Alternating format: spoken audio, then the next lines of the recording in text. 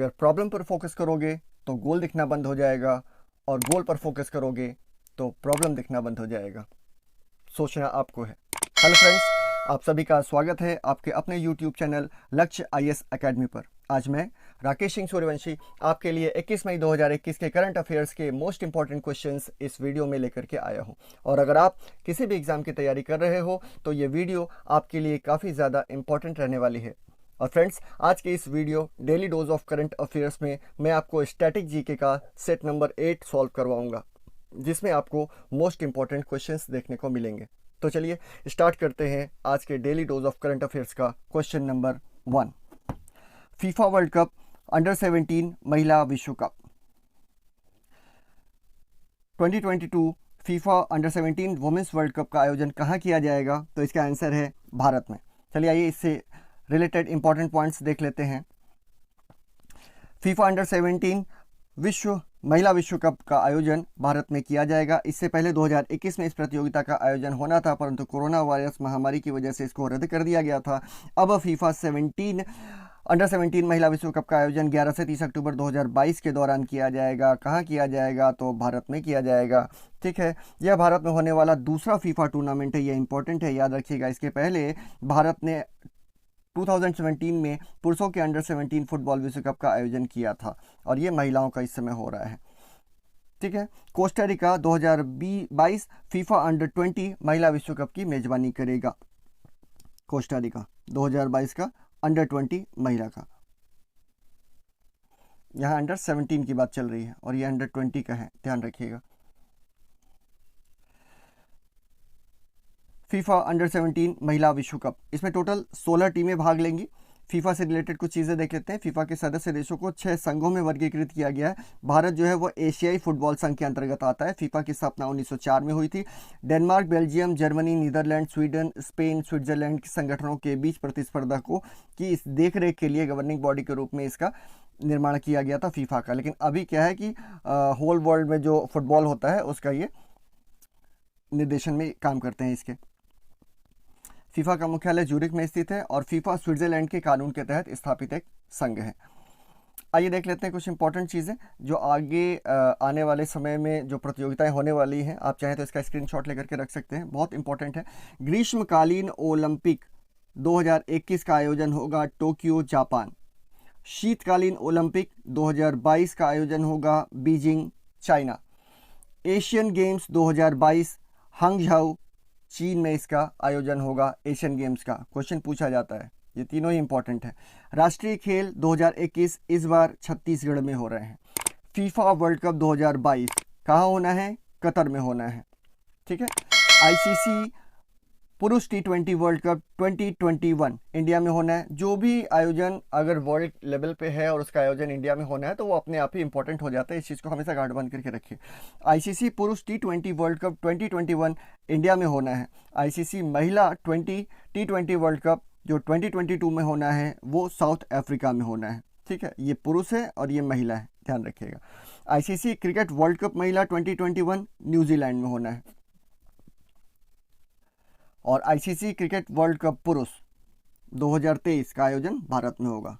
ये world cup cricket की बात हो रही है जो 4 सालों पे होता है, तो आईसीसी क्रिकेट वर्ल्ड कप 2023 का आयोजन भारत में होगा।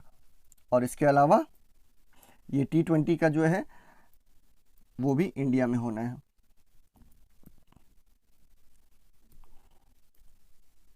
ये इंडिया हो गया, ये इंडिया हो गया, ये T20 वर्ल्ड कप हो गया, ये वर्ल्ड कप हो गया।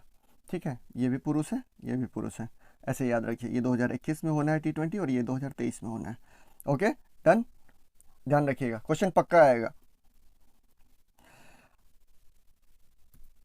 हाल ही में किसने केंद्र सरकार को अधिशेष यानी सरप्लस कितने करोड़ रुपए हस्तांतरित करने के लिए मंजूरी दी है? RBI, reserve bank of India, जिसको बैंकों का बैंक भी कहते हैं। ठीक है, इसमें आप अपना खाता बिल्कुल नहीं खोल सकते। क्वेश्चन पूछा जाता है कि निम्नलिखित में से किसमें खाता नहीं खोल सकते हैं, इसमें आप अपना खाता नहीं खोल सकते हैं। यानी ये सारे बैंकों की गवर्निंग बॉडी है। ठीक है, अब इससे रिलेटेड इसकी पूरी कुंडली देख लेते हैं कि क्या है। हाल ही में भारतीय रिजर्व बैंक ने केंद्र सरकार को अधिशेष यानी सरप्लस 99,122 करोड़, ऑलमोस्ट 1 लाख करोड़, ठीक है, हस्तांतरित करने की मंजूरी दी है। इसके अलावा भारतीय रिजर्व बैंक ने 5.50 का कंटिजेंसी रिस्क बफर बनाए रखने को भी मंजूरी दी है। ये किसके पास रहेगा? ये आरबीआई के पास ही रहेगा। ठीक है, ये जो 5.50 का कंटिजेंसी रिस्क बफर है ये अपने पास रखेगी। और ये जो अधिशेष है सरप्लस यानी अपने खर्चे निकालने के बाद जो आरबीआई के पास आता है उसका 99,122 करोड़ रुपए दे दिया है सरकार को। आरबीआई पैसा क्यों देती है, सवाल उठता होगा आपके दिमाग में। आइए देखते हैं। Reserve bank of India act 1934 के चैप्टर 4 सेक्शन 47 के मुताबिक आरबीआई का अपने ऑपरेशंस के जरिए कमाए मुनाफे से सरप्लस फंड को केंद्र सरकार को भेजना जरूरी है। ठीक है, आरबीआई द्वारा मौद्रिक, वित्तीय और बाह्य स्थिरता जोखिमों से सुरक्षा के लिए बनाई गई रिस्क प्रोविजनिंग राशि देश को मौद्रिक तथा वित्तीय स्थिरता प्रदान करती है। तो क्या मतलब हुआ? ये जो पैसा दिया गया है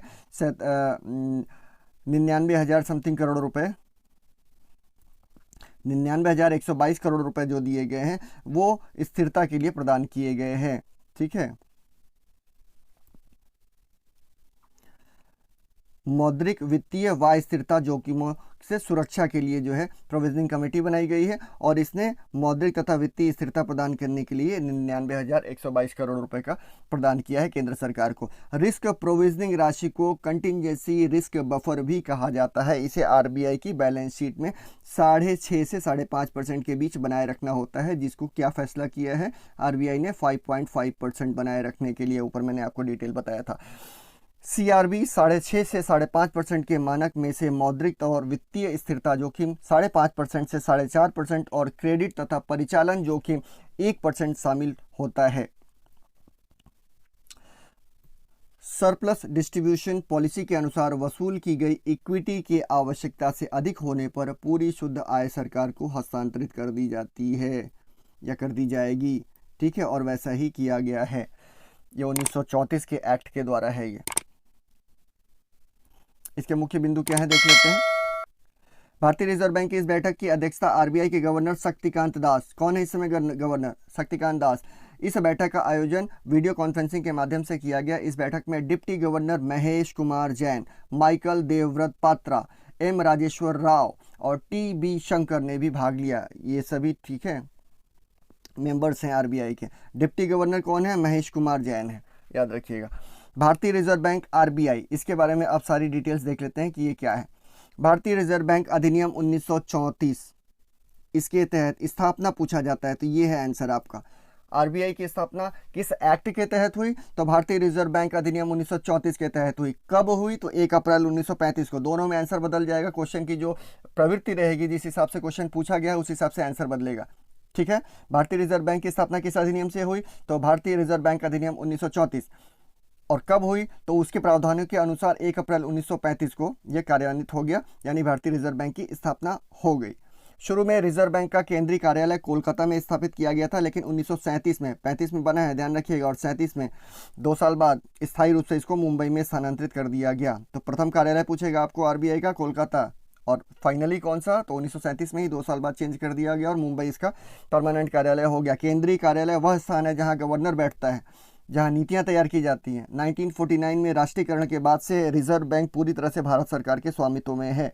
तो यहाँ ध्यान रखने वाली क्या बात है? 1949 में आरबीआई का राष्ट्रीयकरण हुआ। आगे डिटेल देखते हैं। आरबीआई का राष्ट्रीयकरण, ये सारी डिटेल्स इसलिए बता दे रहा हूँ कि अगर सिर्फ प्रीलिम्स के लिए नहीं, इवन मेंस के लिए भी आपको ये काम करेगा। ये सारी चीज़ें आप स्क्रीनशॉट लेकर के रख सकते हैं। और जो भी हर तरीके के एग्जाम में, इवन आईएएस से लेकर के पटवारी तक के एग्जाम में ये क्वेश्चंस आपको फंसेंगे। जिस स्तर पे क्वेश्चन पूछा जाएगा आप उस स्तर पे इसकी जानकारी दे सकते हैं। इसमें इकोनॉमिक्स भी है, इसमें करंट अफेयर्स भी है, इसमें ज्योग्राफी भी है, क्योंकि करंट अफेयर्स एकमात्र ऐसा विषय है जिसमें सारे ही विषय समाहित हैं। ठीक है, इसके बारे में कभी डिटेल से बात करेंगे।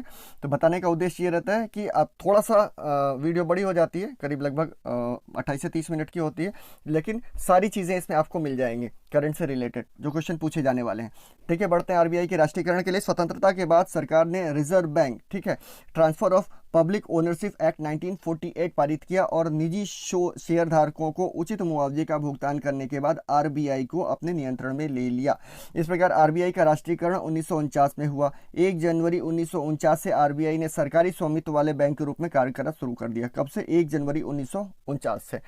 भारतीय रिजर्व बैंक 31 मार्च 2021, जुलाई 2020, मार्च 2021 को समाप्त 9 महीने की लेखा अवधि के लिए केंद्र सरकार को 99,122 करोड़ रुपए का अधिशेष हस्तांतरित किया है। यह एक चीज ध्यान रखिएगा, भारत सरकार का जो है वो जो चलता है वो अप्रैल टू मार्च चलता है, ठीक है, 1 अप्रैल से लेकर के 31 मार्च, ये भारत सरकार का है। लेकिन आरबीआई का जो चलता था वो जुलाई से मार्च चलता था, सॉरी जुलाई से जून चलता था। इसकी वजह से बहुत सारी समस्याएं होती थी, जुलाई से जून। लेकिन अब क्या है कि अब उसको कभी ना कभी तो ख़त्म करना था। इसको इस बार 2020-21 में ही ख़त्म करने का किया है और सिर्फ 9 महीने का इस समय। अब जो आरबीआई अपना लेखा जोखा पेश करेगी वो 9 महीने के लिए पेश करेगी, ध्यान रखिएगा, ठीक है, जुलाई 2020 से लेकर के मार्च 2021 तक का। और उसके बाद से अब 1 साल पूरा जो चलेगा वो वैसे ही चलेगा, 1 अप्रैल से लेकर के 31 मार्च तक जैसे चलता है। इससे जो डेटा प्रोवाइड होगा वो जेन्युइन डेटा होगा, ठीक है। चलिए, आकस्मिकता जोखिम बफर 5.5% होगा, इंपॉर्टेंट है। इस वर्ष आरबीआई ने सरकार के लेखा वर्ष के साथ मेल खाने के लिए अपने लेखा वर्ष को जुलाई जून, देखिए यहाँ डिटेल कर ही दिया, जुलाई जून से अप्रैल मार्च बदल दिया है। नतीजतन आरबीआई के लेखा वर्ष 2020-21 में केवल 9 महीने हैं। क्वेश्चन पूछा जा सकता है क्योंकि पहली बार हुआ है इतिहास में। यह ध्यान दिया जाना चाहिए कि हर साल आरबीआई अपने पूरे अधिशेष को केंद्र सरकार को हस्तांतरित करता है जिसे उसने लाभ के रूप में अर्जित किया है। यह हर बार ही करता है, कोई नया नहीं है। हाल ही में किस राज्य में व्हाइट फंगस के कुछ मामले दर्ज किए गए? देखिए, ब्लैक फंगस के बारे में पूरी डिटेल मेरी पिछली वीडियो में आपको मिल जाएगी। करंट का ये मतलब है कि सारी चीज़ें आपको डिटेल की जाए और आपको चीज़ें समझ में आए। अगर आप टीवी देखते हैं, न्यूज़ देखते हैं तो सारी चीज़ें आपको समझ में आनी चाहिए, और वहाँ से अगर नहीं समझ में आ पाती हैं तो ये फिर राकेश सिंह सूर्यवंशी का चैनल है, आप सारी चीज़ें यहाँ आपको करंट और अपडेटेड मिलेंगे। ब्लैक फंगस के बारे में हमने बताया था, व्हाइट फंगस के बारे में डिटेल देख लेते हैं, ठीक है। हाल ही में किस राज्य में व्हाइट फंगस के कुछ मामले दर्ज किए गए हैं? तो ये बिहार राज्य में किए गए हैं, पटना में मिला है। इंपॉर्टेंट पॉइंट्स, व्हाइट फंगस, हाल ही में बिहार के पटना में व्हाइट फंगस अर्थात कैंडिडियासिस के कम से कम 4 मामलों का पता चला है। व्हाइट फंगस और इसके लक्षण क्या है? यह संक्रमण व्यक्तियों की रोग प्रतिरोधक क्षमता को कम होने के कारण अथवा पानी जैसे द्रव्यों अथवा पदार्थों में फफूंद होता है उसके संपर्क में आने से व्यक्तियों में फैल सकता है। जो भी गीली सड़ी हुई लकड़ी, ठीक है, गंदे पानी, इस तरीके की जगहों पर ये चीज़ें मिल रही हैं और जिसकी इम्यूनिटी कम है, प्रतिरोधक क्षमता कम है, उसमें ये अपना इफेक्ट दिखा रही है। व्हाइट फंगस के मरीजों में कोविड जैसे लक्षण दिखाई देते हैं लेकिन उनका टेस्ट हमेशा निगेटिव ही आएगा, ये जान के रखिएगा, ये इसकी एक इम्पॉर्टेंट चीज़ है। इस संक्रमण की पहचान सीटी स्कैन या एक्सरे के माध्यम से ही की जा सकती है। आरटीपीसीआर करवाएंगे आप, ठीक है, आरटीपीसीआर, ये जो इसके लिए है आपका टेस्ट डेडिकेटेड, वो नहीं काम कर रहा है, उसमें निगेटिव आएगा आपका ये, ठीक है। संक्रमण की पहचान के लिए सीटी स्कैन और एक्सरे ही कराया जा सकता है, उससे ये चीज़ें व्हाइट फंगस पकड़ में आएगा। व्हाइट फंगस के प्रभाव क्या है? व्हाइट फंगस मनुष्य के फेफड़ों, नाखून, त्वचा, पेट, किडनी, मस्तिष्क, गुप्तांग और मुंह को भी संक्रमित कर सकता है। यहाँ ध्यान दीजिएगा, ये सब जगह अटैक नहीं करता, किसी एक को पकड़ता है और उसी को परेशान करता है, ठीक है। एक का मतलब ऐसा नहीं कि किसी एक ही जगह करे, लेकिन छोटी छोटी चीज़ों में करेगा। आपके नाखून में परेशानी क्रिएट कर देगा, त्वचा में कर देगा, पेट में कर देगा, तो आप बहुत ज़्यादा ध्यान देंगे नहीं और ये बढ़ता रहेगा अंदर ही अंदर। इसमें त्वचा से लेकर दिमाग को चपेट में ले सकता है व्हाइट फंगस, ठीक है। फेफड़ों तक पहुंचा तो उसे लंग बॉल कहते हैं, ठीक है। फेफड़ों में अगर ये पहुंच गया तो ये लंग बॉल के रूप में आ जाता है। मस्तिष्क तक पहुंचा तो सोचने विचारने की क्षमता पर असर पड़ता है। व्हाइट फंगस इसलिए अधिक खतरनाक है क्योंकि शरीर के हर अंग को प्रभावित करता है, ठीक है, हर छोटे बड़े। अब जैसे कोविड-19 का क्या है, ये लंग्स को प्रभावित करता है, आपके ट्रैकिया में आएगा, ठीक है, और यहाँ पर कफ क्रिएट करेगा, लंग्स में पहुँचेगा और जो स्पाइक्स हैं, ठीक है, तो स्पाइक्स है वो आपके गले में वो करेंगे जिसकी वजह से वो रुकेंगे। और इसीलिए कहा जाता है कि आप गर्म पानी लीजिए, भाप का ज़्यादा से ज़्यादा वो करिए पर डे, जिससे वो चीज़ें आपके इंटेस्टाइन में, अतड़ियों में चली जाए और फिर वो पास आउट हो जाए बाहर की तरफ। और अगर ऐसा नहीं हुआ तो ये जो ट्रैकिया यानी गला है आपका वो जाम करेंगे, फिर फेफड़े में जाएंगे और फिर वो कफ धीरे धीरे सख्त हो जाएगा और उसकी वजह से आप सांस अंदर की तरफ नहीं ले पाएंगे, लंग्स में ब्रीदिंग नहीं हो पाएगी। जब ब्रीदिंग नहीं हो पाएगी तो सांस ऊपर नीचे होगी, ऑक्सीजन की कमी होगी। जब लंग्स पूरी तरह ब्रीदिंग नहीं करेगा, ऑक्सीजन की कमी होगी तो O2 आप जो बॉडी है वो ले नहीं जा पाएगी शरीर के सारे अंगों तक, और इस तरीके से आदमी कोलैप्स कर जाता है। ये है पूरा प्रोसेस। चलिए तो देखते हैं। वाइट फंगस इसलिए वो है ज़्यादा खतरनाक क्योंकि ये शरीर के हर अंग को प्रभावित करता है। चलिए देखते हैं अपने अगले क्वेश्चन को। हाल ही में भारतीय आयुर्विज्ञान संस्थान ICMR द्वारा अनुमोदित भारत की पहली कोविड-19 स्व परीक्षण सेल्फ टेस्टिंग किट कौन सी है? कोविसेल्फ। इंपॉर्टेंट है, ध्यान रखिएगा। अब इस कोविसेल्फ के बारे में जान लेते हैं। इस कोविसेल्फ नाम दिया गया है इसको। इस किट को पुणे में स्थित मॉलिक्यूलर कंपनी माईलैब डिस्कवरी ने बनाया है। माईलैब डिस्कवरी सॉल्यूशंस ने विकसित किया है। ठीक है, माईलैब डिस्कवरी सॉल्यूशंस ने विकसित किया है। ICMR जैव वैज्ञानिक अनुसंधान के निर्माण समन्वय के प्रचार के लिए भारत में शीर्ष निकाय है ICMR। ठीक है, दुनिया में सबसे पुराने चिकित्सा अनुसंधान निकाय में से एक है ये। तो इंपॉर्टेंट चीज़ इसमें से क्या हो गए, इसमें कौन सी जो कोविसेल्फ है आपकी वो किस कंपनी ने बनाया है? तो ये पुणे में स्थित एक कंपनी है, मॉलिक्यूलर कंपनी माईलैब डिस्कवरी। ठीक है, माईलैब डिस्कवरी सॉल्यूशंस के नाम से ये है।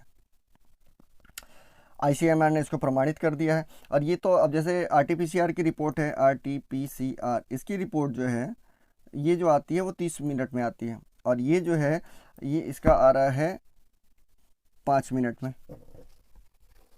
ठीक है, 5 मिनट्स में इसकी रिपोर्ट आ रही है। आगे डिटेल है, मैं दिखाता हूँ आपको।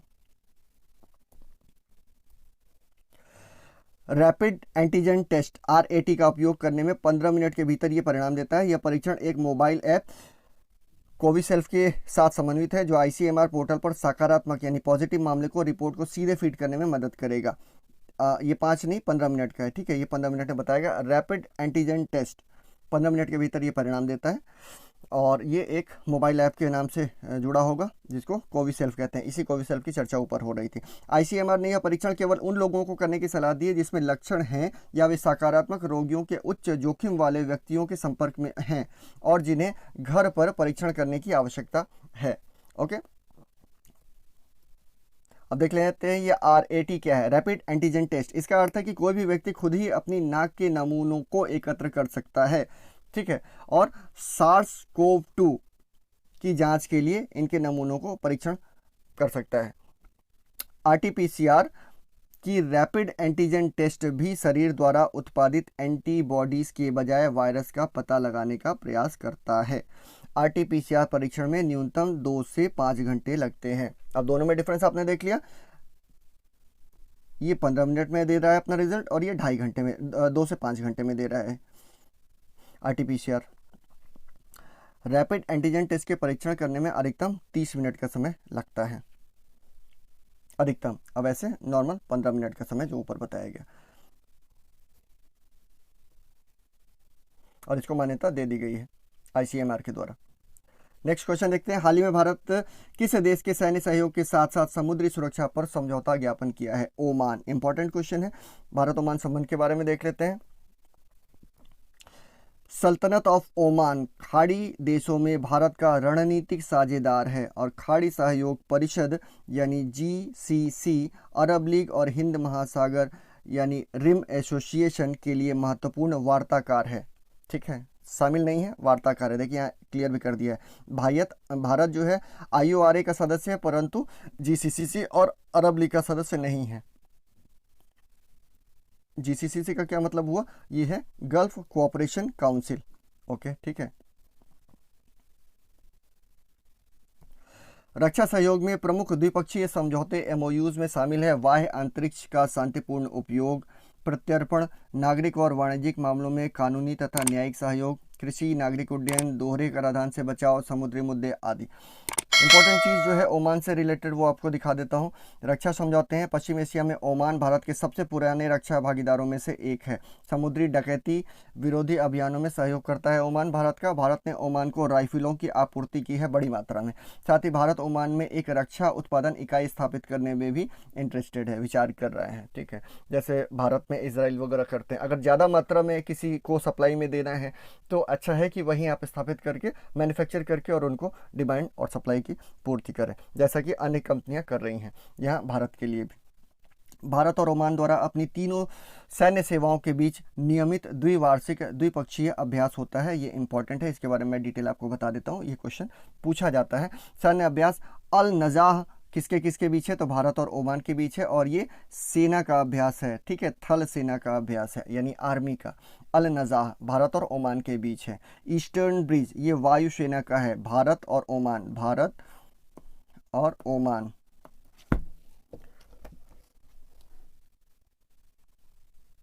के बीच में। और नौसैनिक अभ्यास है नसीम अल बहर। ये तीन चीज़ें हैं, इसको ध्यान में रखिएगा।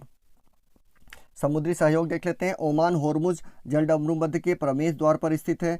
ठीक है, होर्मुज का नाम सुना होगा आपने। इसके माध्यम से भारत अपने तेल का आयात का 5वां हिस्सा आयातित करता है। आप समझ सकते हैं कि क्या ओमान की अहमियत है भारत के लिए।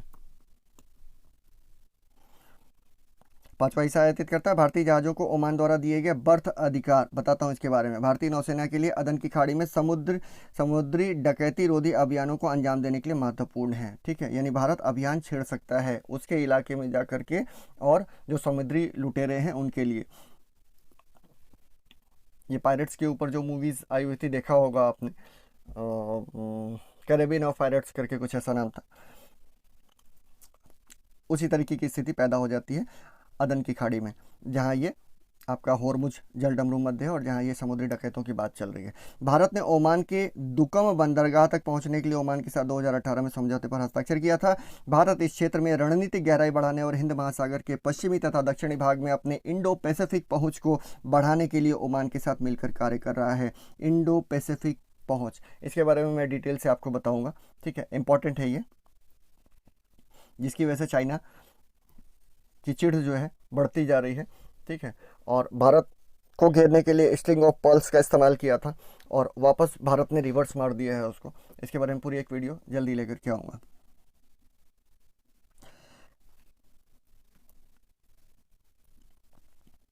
इंडो पैसिफिक पहुंच को बढ़ाने के लिए ओमान के साथ मिलकर कार्य कर रहा है। इस क्षेत्र में चीन की बढ़ती पकड़, ठीक है, चीन की बढ़ती पकड़ का मुकाबला करने के लिए भारत को ओमान के समर्थन की आवश्यकता है। भारत जिबूती में पोर्ट ऑफ डोरा लेह में अपना आधार स्थापित करने सहित इस क्षेत्र में चीन द्वारा रणनीतिक संपत्ति के अधिग्रहण से चिंतित है और अपनी कार्रवाई कर भी रहा है भारत। कोविड-19 महामारी के मद्देनजर कौन सा मंत्रालय ट्रांसजेंडर व्यक्ति को 1500 रुपये की एक मुफ्त वित्तीय सहायता प्रदान करेगा? सामाजिक न्याय और अधिकारिता मंत्रालय। चलिए इससे इंपॉर्टेंट कुछ फैक्ट्स देख लेते हैं। कोविड-19 महामारी के मद्देनजर सामाजिक न्याय और अधिकारिता मंत्रालय ट्रांसजेंडर व्यक्ति को 1500 रुपये की एक मुफ्त वित्तीय सहायता प्रदान करेगा। ट्रांसजेंडर व्यक्तियों को तत्काल निर्वाह सहायता प्रत्यक्ष लाभ हस्तांतरण के माध्यम से दी जाएगी, जिसके लिए लाभार्थी राष्ट्रीय सामाजिक रक्षा संस्थान में पंजीकरण करा सकते हैं। बाकी ट्रांसजेंडर के बारे में है डिटेल, आप इसको देख सकते हैं, इंपॉर्टेंट है।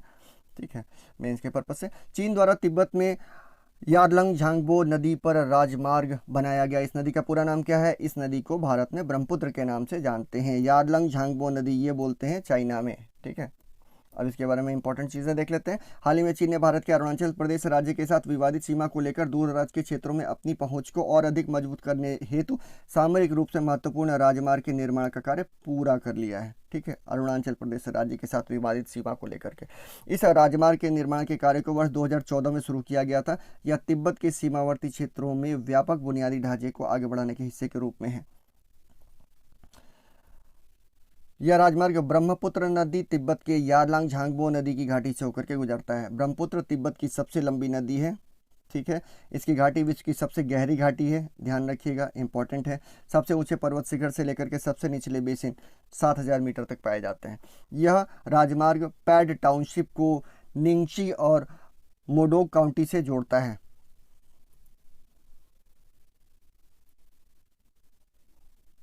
चीन के अन्य निर्माण जो हैं इसके बारे में डिटेल है। भारत द्वारा उठाए गए कदम, भारत सीमा पर क्षेत्र का विकास, BADP के 10% कोष को केवल चीन सीमा बुनियादी ढांचे के सुधार के लिए खर्च करेगा। सीमा सड़क संगठन बहुत इंपॉर्टेंट रोल प्ले कर रहा है इसमें, ठीक है। Border road organisation, Arunachal Pradesh के सुबनसिरी नदी पर दोपोरिजो पुल का निर्माण किया। यह भारत और चीन के बीच LAC पर जाने वाली सड़क को जोड़ता है। अरुणाचल प्रदेश के पश्चिम कामेंग जिले में नोचीफू में एक सुरंगी नींव बनाई गई जो तवांग से LAC हेतु सैनिकों हेतु यात्रा के समय काम करेगी, ठीक है। तो ये इस तरीके की चीज़ें इसमें डिटेल में बताई गई हैं। हाल ही में अति दुर्लभ फूल 7 से 10 वर्ष में एक बार खिलता है, कॉप्स फ्लावर, स्थानीय रूप से संबंधित है इंडोनेशिया। हाल ही में अति दुर्लभ फूल कॉप्स फ्लावर खिला है, इसका वैज्ञानिक नाम ओमोफोरफेलस टाइटेनियम है। यह अति दुर्लभ पौधा है, 7 से 10 दिन केवल एक बार, 7 से 10 सालों में केवल एक बार खिलता है ये, ठीक है। दुनिया के सबसे बड़े फूलों में माना जाता है और इसकी सड़े अंडे जैसी इसमें बदबू आती है, ठीक है। और सड़े अंडे में और किससे बदबू आती है? O3 जो है ओजोन गैस, उसमें भी इसी तरीके की बदबू आती है, ठीक है। हालांकि यह पौधा स्थानिक रूप से इंडोनेशिया में खिलता है कि इस पौधे को सालों से पहले विश्व के चिड़ियाघरों, वनस्पति उद्यानों और ग्रीन हाउसों में उगाया जाता रहा है। हाल ही में भारतीय हस्तशिल्प और उपहार मेला का आयोजन कहाँ किया गया है? नई दिल्ली में किया गया है। आइए देख लेते हैं इससे इंपॉर्टेंट चीज़ें। हाल ही में भारतीय हस्तशिल्प और उपहार मेला का 51वां संस्करण नई दिल्ली में आयोजित हुआ। इस वर्चुअल प्लेटफॉर्म पर होम, फैशन, फर्नीचर, टेक्सटाइल 700 से अधिक निर्यातकों का विदेशी खरीदारों, घरेलू खरीदारों और खरीद प्रतिनिधियों से ऑनलाइन संपर्क किया गया। 2021 में होने वाले देखिए मेलों के बारे में देख लेते हैं, इंपॉर्टेंट है ये, क्वेश्चन पूछा जाता है। वार्षिक आदिवासी मेला भुवनेश्वर 2021 में, बागवानी मेला बेंगलुरु में, पुस्तक मेला नई दिल्ली, सरस आजीविका मेला नोएडा और कुंभ मेला हरिद्वार 2021 ये चल रहा है अभी आपका।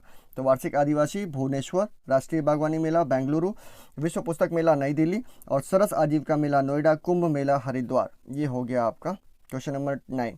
अब इस daily dose of current affairs का टोटल 3 सेगमेंट होते हैं, आपको पता है। सेगमेंट नंबर 1 का ये आखिरी क्वेश्चन है। अब इसके बाद सेगमेंट नंबर 2 देखेंगे हम लोग, जिसमें स्टैटिक जीके के मोस्ट इंपॉर्टेंट क्वेश्चंस देखेंगे। मुक्केबाजी में भारत में पहले द्रोणाचार्य पुरस्कार विजेता किस कोच का हाल ही में निधन हो गया? OP भारद्वाज।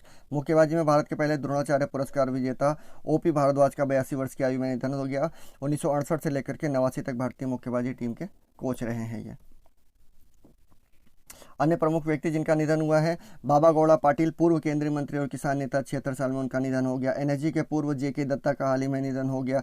चिपको आंदोलन के प्रणेता सुंदरलाल बहुगुणा, वेरी इंपॉर्टेंट है, इस क्वेश्चन को अभी मैं आगे भी डिटेल करूंगा आपको। ये मान के चलिए कि इस बार अगर कोई एग्जाम होता है तो उसमें चिपको आंदोलन, सुंदरलाल बहुगुणा, इससे रिलेटेड एक क्वेश्चन रहेगा ही। बहुत ही नामी व्यक्ति, ठीक है, जिनका निधन हुआ है अभी उत्तराखंड में, सुंदरलाल बहुगुणा।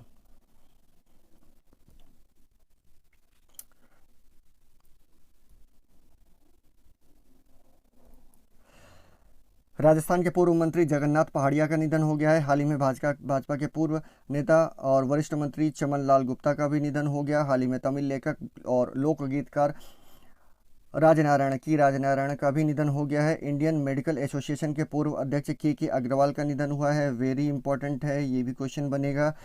BCCI रेफरी राजेंद्र सिंह जडेजा का निधन हुआ है। प्रसिद्ध गणितज्ञ MS नरसिम्हन का निधन हुआ है।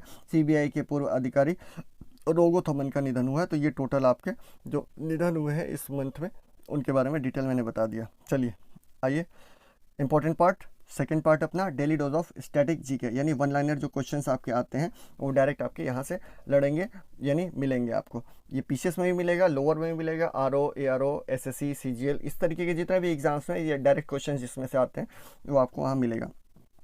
भारत में 28 फरवरी को विज्ञान दिवस के रूप में मनाया जाता है या उस उपलक्ष्य में, तो ये CV रमन द्वारा रमन प्रभाव की खोज के लिए, लोग अक्सर वो जन्मदिन उनका वो कर देते हैं, वैसा नहीं है। CV रमन द्वारा रमन प्रभाव की खोज की गई थी इस दिन, इसलिए 28 फरवरी को विज्ञान दिवस के रूप में मनाया जाता है।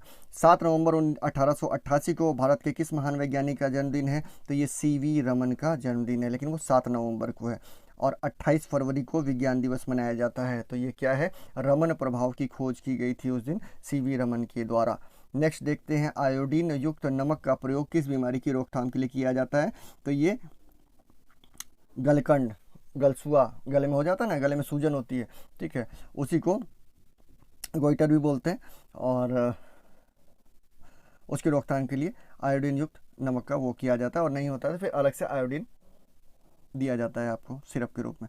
नेक्स्ट देखते हैं, विद्युत मोटर का कार्य क्या है? विद्युत ऊर्जा को यांत्रिक ऊर्जा में स्थानांतरित करना। जब आप गाड़ी चलाते हैं, विद्युत मोटर का कार्य क्या है? तो विद्युत ऊर्जा को यांत्रिक ऊर्जा में कन्वर्ट कर देता है, रूपांतरित कर देता है।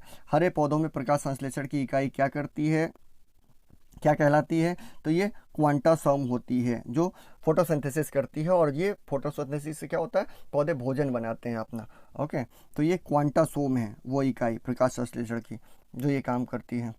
नेक्स्ट, पृथ्वी का औसत घनत्व कितना है? 5.5 ग्राम पर घन मीटर, ठीक है, यानी 5.5 ग्राम प्रति घन सेंटीमीटर आपका ये पृथ्वी का औसत घनत्व है। क्वेश्चन पूछा गया है इसलिए इसको मैंने इंक्लूड किया है। सूर्य सदैव पूर्व में निकलता है क्योंकि पृथ्वी पश्चिम से पूर्व की ओर घूमती है। पृथ्वी, ये हो गया ईस्ट, ये हो गया वेस्ट, ये हो गया नॉर्थ, और ये हो गया साउथ।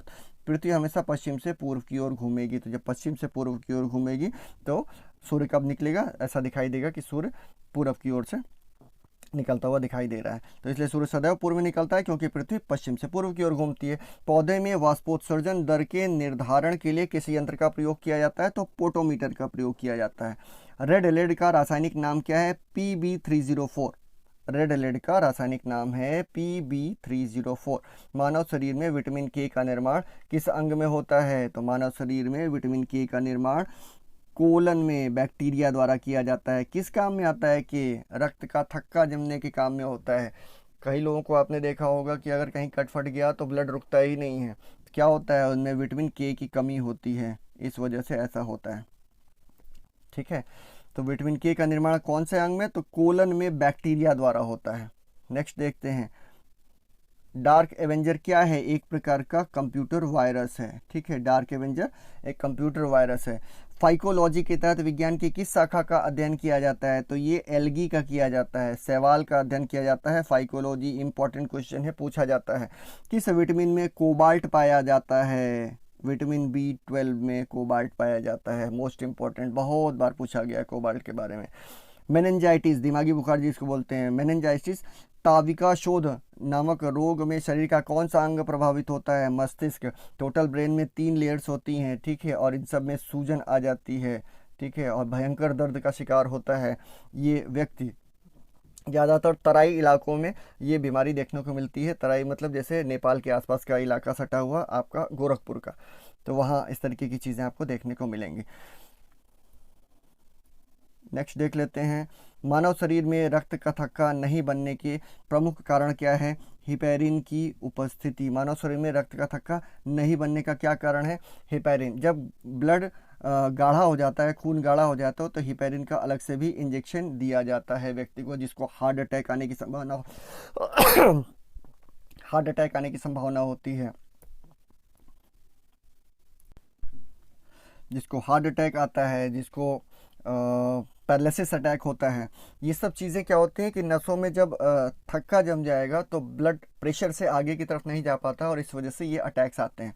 ब्रेन में स्ट्रोक पड़ गया, तो इन सारी चीज़ों में, यानी जो भी चीज़ें इस तरीके की बीमारियां हैं जो कि खून के थक्का जमने की वजह से है, तो उसमें हिपैरिन का इंजेक्शन दिया जाता है। मोस्ट इंपॉर्टेंट क्वेश्चन है, चाय बनाने के लिए विद्युत द्वारा केतली में पानी किस विधि द्वारा गर्म होता है? तो ये कन्वेक्शन के द्वारा गर्म होता है। वृद्धों के चिकित्सा शास्त्रीय अध्ययन को क्या कहा जाता है? गैरियाट्रिक्स बोलते हैं इसको, ओके। हाइपोग्लाइसेमिया नामक रोग किस रक्त में किसकी कमी के कारण होता है? ग्लूकोज की कमी के कारण। हाइपोग्लाइसेमिया नामक रोग रक्त में किसकी कमी से? ग्लूकोज की कमी से होता है। होता क्या है, जैसे शुगर वगैरह के जो पेशेंट्स हैं उनको कभी कभी इतना रिस्ट्रिक्शंस लगा दिया जाता है कि नहीं आपको शुगर लेना ही नहीं है, लेना ही नहीं है। इतना कम कर दिया कि शुगर गया ही नहीं शरीर में, बन ही नहीं पाया, और इसकी वजह से वो क्या हाइपोग्लाइसेमिया का शिकार होकर के उनकी डेथ हो जाती है। ध्यान रखिएगा, बहुत ज़्यादा शुगर होने से मृत्यु तो नहीं होगी, मतलब थोड़ा ज़्यादा अगर हो गया तो नहीं होगी, लेकिन अगर हाइपोग्लाइसेमिया का शिकार हो गया तो मृत्यु निश्चित है। तो इसलिए कंट्रोल उतना ही करिए, 110 के आसपास होना चाहिए शुगर का जो लेवल है, फास्टिंग की बात बता रहा हूँ। और 110 से 150, 150, 200 भी हो जाएगा तो मरेगा नहीं आंसर आदमी। लेकिन अगर वो 50-60 के आसपास आ जाता है तो क्रिटिकल कंडीशन हो जाएगी कम होकर के, तो इस बात का ध्यान रखिएगा। तो हम लोगों ने हाइपोग्लाइसीमिया के बारे में देखा। HTLV-2 नामक वायरस से कौन सा रोग फैलता है? ये एड्स फैलता है, एक्वायर्ड इम्यूनोडिफिशियंसी सिंड्रोम, एड्स, ठीक है।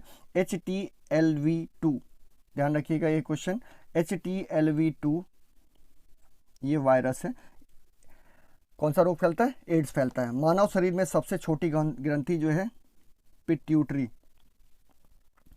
ग्रंथि की बात हो रही है, ठीक है। सबसे छोटी ग्रंथि पिट्यूटरी। सबसे छोटी हड्डी कौन सी है? स्टेप्स।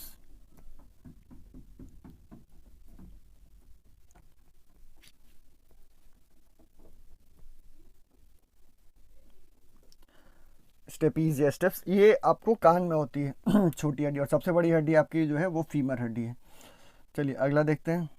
सबसे छोटी ग्रंथि पिट्यूटरी हमने देख लिया। एंजाइम मूलतः क्या है? एंजाइम प्रोटीन ही होता है और कुछ है नहीं। एंजाइम मूलतः प्रोटीन होता है।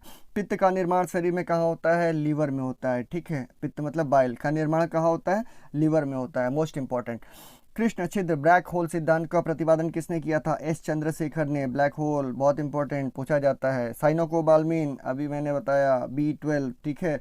B12 में ही कोबाल्ट पाया जाता है, अभी क्वेश्चन मैंने दिया था कोबाल्ट, ठीक है। ये B12, और इसको नाम क्या बोलते हैं? साइनोकोबाल्मिन बोलते हैं B12 को, ठीक है। टेट्राडुथाइल लैब,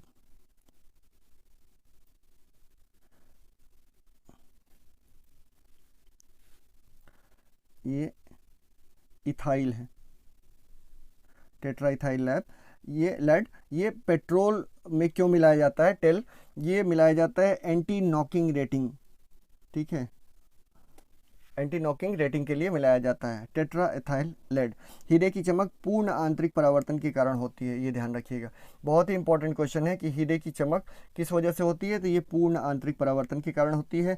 आपेक्षिक आर्द्रता जो है वो किस चीज़ से मापी जाती है? हाइग्रोमीटर से मापी जाती है। रेटिना पर बनने वाला प्रतिबिंब कैसा होता है? ये ध्यान रखिएगा, आपकी आंखों पर जो प्रतिबिंब बनता है वास्तविक, उल्टा और वस्तु से छोटा बनता है, ठीक है। वास्तविक बनता है, उल्टा बनता है, ये अक्सर लोग इसको सीधा कर देते हैं, 3 ऑप्शन आता है, तो वास्तविक बनेगा, उल्टा और वस्तु से छोटा बनेगा, ठीक है। वास्तविक, उल्टा और छोटा बनेगा रेटिना पर। पोलियो का टीकाकरण या टीका सर्वप्रथम किसने तैयार किया था? ये जॉन साल्क ने तैयार किया था, ठीक है। ये एक साथ लिख दिया गया है, गलत है जॉन साल्क ने, ये 3 अलग चीज़ें। पोलियो का टीका सर्वप्रथम इन्होंने तैयार किया था। गोबर गैस में मुख्यतः संगठक क्या है? मीथेन है। अत्यधिक ज्वलनशील होती है। जो सीवर वगैरह साफ़ करने के लिए अंदर जाते हैं और उनकी डेथ हो जाती है, या जो कोयले की खदानों में अंदर जाते हैं वहाँ उनकी डेथ हो जाती है, उसकी वजह भी मीथेन गैस ही है।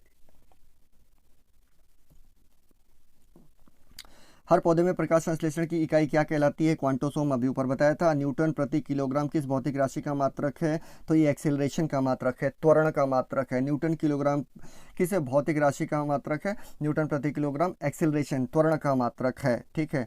गाइटर नामक रोग शरीर के किस में कमी से होता है? या आयोडीन की कमी से होता है, अभी मैंने आपको बताया था। ये गलसुआ रोग भी बोलते हैं। ये आपका नेक है, ठीक है, तो ये आपका ये स्वेलिंग ऐसे आ जाती है, और ये आपका अंदर ट्रैकिया रहता है, ठीक है। तो गाइटर नामक रोग शरीर में किसकी कमी के कारण होता है? आयोडीन की कमी के कारण होता है। नेक्स्ट देखते हैं, वायरोलॉजी में किसका अध्ययन किया जाता है? वायरस से वायरस हम आप समझ सकते हैं, ये वायरस का अध्ययन किया जाता है। विटामिन सी का रासायनिक नाम एस्कॉर्बिक एसिड है, इंपॉर्टेंट है और घिस्सू क्वेश्चन है, कई बार पूछा गया है ये, ठीक है। सामान्य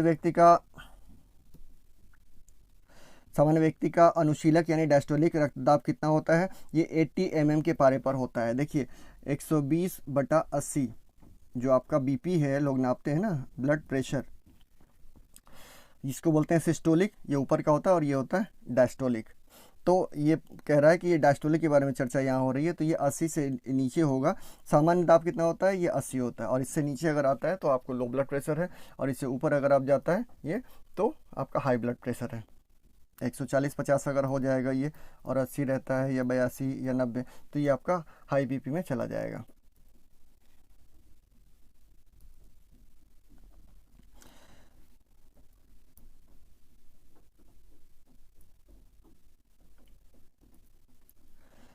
श्वेत प्रकाश के प्रिज्म द्वारा बने वर्णक्रम में किस रंग का विचलन सबसे अधिक होता है? ठीक है, यानी कि जो विबग्योर है जो उसमें सबसे अधिक किस रंग का विचलन होगा? तो ये बैगनी रंग का होगा विचलन। प्रकीर्णन भी सबसे ज़्यादा बैगनी रंग का है, इसी वजह से आसमान नीला दिखाई देता है। ठीक है, प्रकीर्णन के कारण। तो ये विचलन किस में होगा? अगर ये पूछा गया कि ये जो प्रिज्म है उसमें सबसे ज़्यादा विचलन किसका होगा, तो बैगनी रंग का सबसे ज़्यादा विचलन होगा। कैलोमल क्या है? Mercurous chloride. ठीक है, मर्क्यूरस क्लोराइड जो है ये क्या है? ये आपका कैलोमल है। और सिंदूर का नाम क्या है? मर्क्यूरिक सल्फाइड है, HGS बोलते हैं। ठीक है, मर्क्यूरस या मर्क्यूरिक सल्फाइड जो है HGS, ये सिंदूर का नाम है जो महिलाएं लगाती है। झूठा सोना यानी फॉल्स गोल्ड के नाम से किसको बोलते हैं? आयरन सल्फाइड या आयरन पायराइड्स के नाम से ये ज़्यादा मशहूर है। आयरन पायराइड्स, आयरन सल्फाइड या आयरन पायराइड्स के नाम से जानते हैं झूठा सोना या fraud gold. Okay, pancreatic juice में पाया जाने वाला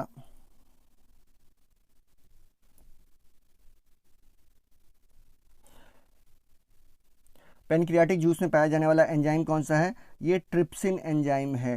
ठीक है, पेनक्रियाज जो है जहाँ से आपको इंसुलिन निकलता है, तब पूछा है कि पेनक्रियाटिक जूस में, ठीक है, उसमें क्या पाया जाता है? तो ट्रिप्सिन एंजाइम पाया जाता है। और सारे एंजाइम्स मैंने अभी आपको क्या बताया कि ये प्रोटीन होते हैं।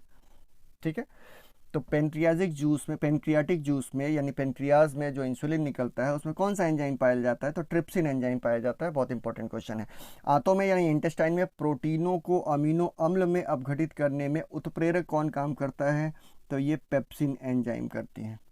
ठीक है, ये पेप्सिन एंजाइम करती है प्रोटीनों को उत्प्रेरक का काम। एस्ट्रो डी क्या है? ब्रह्मांड के विकास का अध्ययन करने वाला जापानी एक्सरे उपग्रह है। एस्ट्रो डी, ध्यान रखिएगा, इंपॉर्टेंट क्वेश्चन है ये। चलिए अपने तीसरे और आखिरी इस जो आज का daily dose of current affairs है उसका तीसरा सेगमेंट है, उसके बारे में चर्चा करते हैं, जो मोस्ट इंपॉर्टेंट है कि daily dose of most important short tricks. ठीक है, इसमें हम लोग शॉर्ट ट्रिक्स देखते हैं जिसको आसानी से याद किया जा सके। तो शॉर्ट ट्रिक में आज हम जीवाणुओं के बारे में, बैक्टीरिया से होने वाले जो रोग हैं उसके बारे में वो करेंगे। और इसकी ट्रिक क्या है? गोटी ने निम्मो को छठा सीडी प्ले करने को कहा। गोटी ने निम्मो को छठा सीडी प्ले करने को कहा। एक लाइन में है, इसको आप याद कर सकते हैं। और जितने भी जीवाणु से, बैक्टीरिया से यानी जीवाणु से होने वाले रोग हैं वो बिल्कुल आसानी से आपको याद हो जाएंगे। ठीक है, तो क्या है यहाँ पे कि गोटी ने निम्मो को छठा का मतलब छठवां से भी आप याद रख सकते हैं कि गोटी ने निम्मो को छठा सीडी प्ले करने को कहा। गो से गोनोरिया, टी से टिटनेस, ने साइलेंट हो गया आपका। ठीक है, गोनोरिया, टिटनेस, ने साइलेंट, निम्मो से निमोनिया, को से कोड़, छ से क्षय रोग और ट से टाइफाइड। तो गोटी, गोनोरिया, टिटनेस, ने साइलेंट हो गया, निम्मो से निमोनिया हो गया, को से कोड़ हो गया, छ से आपका क्षय रोग हो गया, ट से टाइफाइड हो गया। ठीक है, आगे अब देखते हैं।